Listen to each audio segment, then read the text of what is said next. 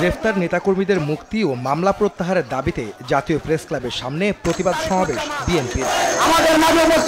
মিথ্যা রাজনৈতিক মামলায় দলীয় কর্মীদের গ্রেফতার করে সাজা দেওয়া হচ্ছে দাবি করে দলটির নেতারা বলেন, আন্দোলনেই পতন ঘটানো হবে সরকারের।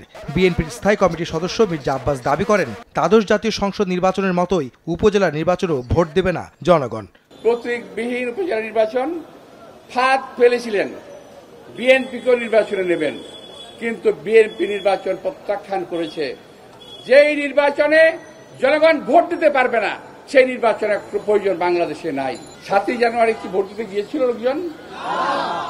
এবারও যাবে না।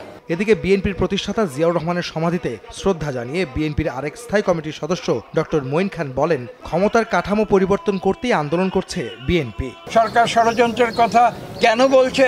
সরকার জনগণকে ভয় পায়, সেটাই কি কারণ? ষড়যন্ত্রের প্রশ্ন কেন আসবে?